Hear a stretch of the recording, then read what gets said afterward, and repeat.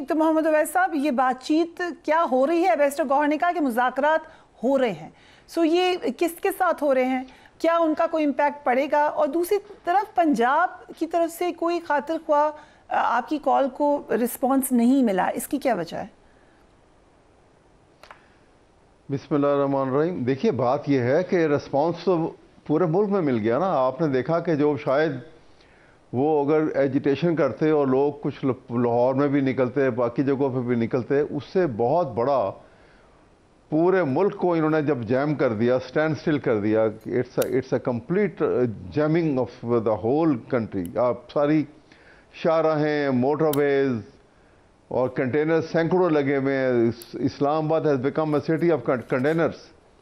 इसी तरह से लाहौर के इर्द गिर्द में और बड़ी सड़कों के ऊपर सब जगह रोका हुआ है।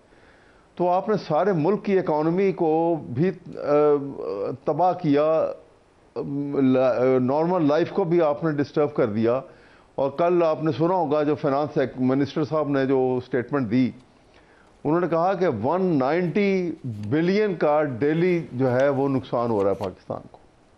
ये जो इस तरीके से ये रोक और सारी इन्होंने जो फैटर्स लगाए हैं और ये जहाँ जहाँ रोका है सब कुछ, तो आप अंदाजा लगाइए कि इसका मतलब है कि ये हुकूमत बबल के ऊपर है। ये कोई बना है। आप देखिए, पॉलिटिकल गवर्नमेंट होती है तो एजिटेशन होते रहते हैं, आते हैं लोग, एहतजाज करते हैं, वो अपनी स्पीचेस करते हैं, जलसा करते हैं, चले जाते हैं। लेकिन उनको खौफ ये है कि वो हुकूमत नुमाइंदा हुकूमत नहीं है। ये उनके बैक ऑफ माइंड ये खौफ है। इसलिए एक दो दफ़ा नवाज इमरान खान, इसने शहबाज शरीफ ने कहा कि जी हम बातचीत के लिए तैयार हैं, लेकिन फिर दूसरे ही सांस में कह दिया कि जी हम तो पार्टी को बैन लगाने का। अहमद अवैस साहब, विद ड्यू रिस्पेक्ट, क्या आप लोग तैयार हैं? क्या पीटीआई भी तैयार है? पीटीआई खुद कहती है कि हमने बातचीत नहीं करनी है हुकूमत है, हमने एस्टेब्लिशमेंट से बातचीत करनी है। हम तो देखिए ना, हम तो बातचीत के लिए इस वजह से कहते थे कि नहीं है, नहीं करेंगे, कि इनके इख्तियार में कुछ नहीं है। ये इनके इख्तियार में सवाल मैंने तो अभी आपको बताऊं, मैं एक बुनियादी देखिए, हम गुजर हुए वाक़यात की अगर लकीर पीटते रहें कोई फ़ायदा नहीं होगा। किसने क्या किया, किसने नहीं किया। मामला यह कि हालात इतने ख़राब हो गए कि कोई हमें concrete step forward we should in fact we need to go a leap forward. और लीप फॉरवर्ड के लिए मैं सजेस्ट ये करूँगा कि देखिए, ये हुकूमत समझती है कि हम तो जेन्युइनली पार्लियामेंट में आके बैठे और हुकूमत बनाई। अगर ये एक सेंटेंस कह के ऐलान कर दें तो इमरान खान के पास कुछ भी नहीं रहेगा कि वो स्ट्राइक को चलाएगा आगे, और उसको एक्सेप्ट करना पड़ेगा। और वो ये क्या है, ये कह दें कि हम इलेक्शन ऑडिट कराने को तैयार हैं। Okay, right. ये तो कहते हैं हम इलेक्शन ऑडिट होगा, सबके लिए मुश्तरका है ना, हर एक के लिए। ओके, सामने आ जाएगी ना, उनके पास कोई बाकी रहेगी चीज ना इनके रहेगी। और एक वो जो ट्रस्ट डेफिसिट जो है वो खत्म हो जाएगा। उसके बाद अब अगले स्टेप जो है वो लेने के काबिल हो जाएंगे। राइट। सो अगर इस तरफ अगर इजाज़त दें, राइट, आपने एक सजेशन दी है डॉक्टर अफनान अल्लाह, आपने मुस्तफ़ा साहब की भी बात सुनी है, आपने अहमद अवैस साहब की भी बात सुनी है। जो आज मलिक अहमद ख़ान ने प्रेस कॉन्फ्रेंस में कहा कि हुकूमत किस चीज़ का इंतज़ार करी है, क्या एक्चुअली इस बात पर डिस्कशन हो रही है कि let's go all out, let's crush them? जी, बिस्मिल्लाहिर्रहमानिर्रहीम। देखिए, हुकूमत जो है वो ज़ाहिर है बहुत सारे मामलात को गौर से देख रही है। मेरा नहीं ख्याल कि हमारा कोई ऐसा प्लान है कि इनको क्रश करने का। ये तो एक बहुत ही न्यूक्लियर ऑप्शन होगा। इसके अलावा बहुत सारे ऑप्शंस हुकूमत के पास मौजूद हैं जिनको एक्सरसाइज नहीं कर रही, मगर शायद जब वक्त मौजूद हो तो शायद वो कर भी ले।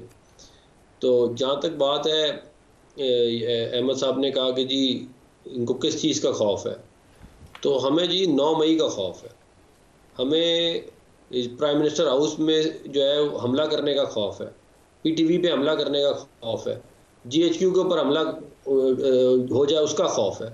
ये सारी पूरे इस्लामाबाद की कोई ऐसी बड़ी बिल्डिंग नहीं बची इस्लामाबाद रावलपिंडी की जहाँ पे आपने ऑलरेडी हमले ना किए हों।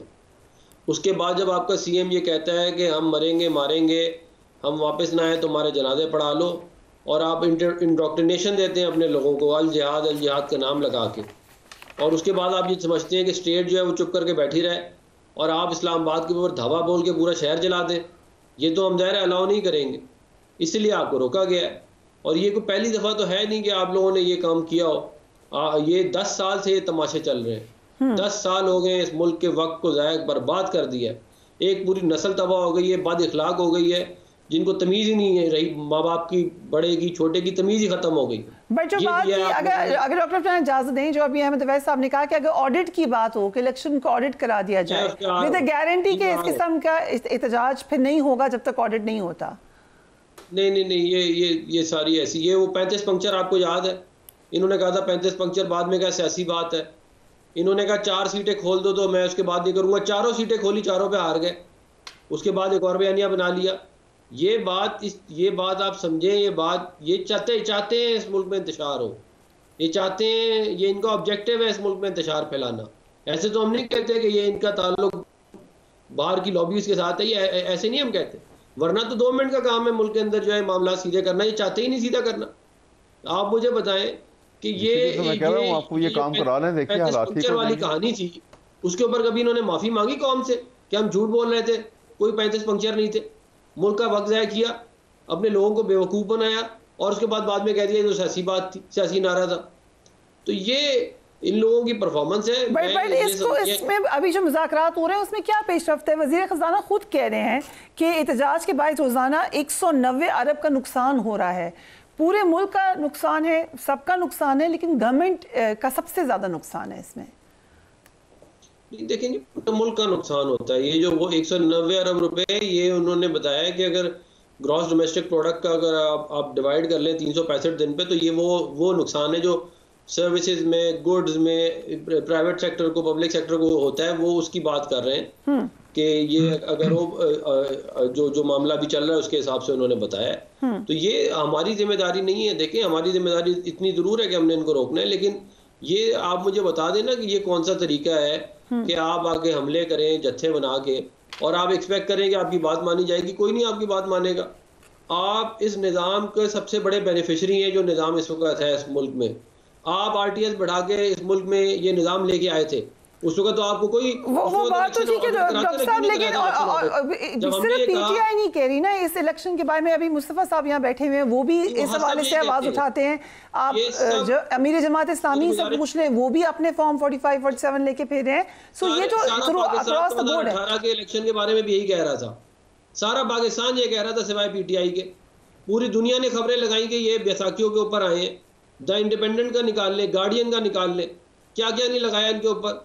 सारे पाकिस्तान को पता था ये आरटीएस बिठा के इलेक्शन रिजल्ट तब्दील करके आए, और उसके बाद जब हम कहते थे कि जी इलेक्शन ऑडिट कराओ, मैंने खुद इलेक्शन लड़ा था, तो इन्होंने कहा हम रिकाउंट नहीं होने देंगे इलेक्शन। ऑडिट तो आप भूल जाए, इन्होंने रिकाउंट नहीं, साकिब निसार ने रिकाउंट नहीं होने दिया हमारी सीटों के ऊपर। ओके, मुझे ब्रेक पे जाना है, बट क्विकली अगर इसमें कमेंट मुस्तफा साहब से ले लूं, क्योंकि ये तो एक्सट्रीम पोजीशंस लगता है ना गवर्नमेंट कभी मानेगी कि इसके ऊपर ऑडिट हो। आपने राना सनाउल्लाह साहब की स्टेटमेंट सुनी है, वो तो खुल के कहते हैं कि फिर इसका मतलब है हम अडयाला में ही चले जाएं, मैंडेट वाली बात तो ना ही करें।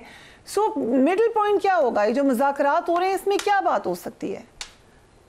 देखिए, मिडिल पॉइंट्स निकल भी सकते हैं और माजी में निकले भी हैं। आपको याद होगा कि एक जब पीडीएम की पहली हुकूमत थी तो एक कमेटी बनी, तहरीक इंसाफ की भी कमेटी बनी और पीडीएम की हुकूमती जमातों की भी एक बनी, और इलेक्शंस की तारीख के ऊपर एग्रीमेंट दोनों तरफ से हो गया था। वो तो बाद में वीटो कर दिया गया इमरान खान साहब की जानिब से, लेकिन इत्तेफाक तो कर लिया गया था। मैं अभी भी ये समझता हूँ कि हमें एक्सट्रीम पोजीशंस अवॉइड करनी चाहिए। सियासत नाम है रास्ता निकालने का, रास्ता इस वक्त निकल सकता है, और इसके अलावा भी बहुत सी चीजें कि जो जेर बहस ला के, जिस तरह पॉलिटिकल प्रिजनर्स की रिहाई है, उसके ऊपर बात हो सकती है। कोई थोड़ी बहुत लचक दोनों इतराफ से दिखानी पड़ेगी। हम इस तरह की सूरत हाल के मुतहम्मिल नहीं हो सकते, तो तनाव बढ़ता चला जाएगा। इसको कम करने की जरूरत है। पॉलिटिकल प्रिजनर्स को आप रिहा कर सकते हैं, जिस तरह नवाज शरीफ साहब को मौलाना साहब अपना मार्च लेकर आ रहे थे, अभी मार्च लाहौर ही पहुंचा था तो मियां साहब को हॉस्पिटल शिफ्ट कर दिया गया था। अब इमरान खान साहब को हॉस्पिटल शिफ्ट कर दें, उन्हें बनीगाला शिफ्ट कर दें, मामलात का हल निकल सकता है। और आपको फिर मैं एक और बात भी तारीखी उसकी तरफ ले जाऊं। आपको याद होगा कि तारिक कादरी साहब पीपल्स पार्टी की हुकूमत के दौरान पहुंच गए थे यहाँ पर, हजारों लोग डी चौक में बैठे थे। एक खुर्शीद शाह साहब की सरबराही में एक वफद बनाया, कायरा साहब उनके साथ थे, गए, उनसे मुलाकात की और हल निकाल लिया। इसमें कोई किसी की अना कम नहीं होती, इसमें कोई जिद में आने की जरूरत नहीं है। आप बैठे और बैठकर इसका बिल्कुल हल निकल सकता है।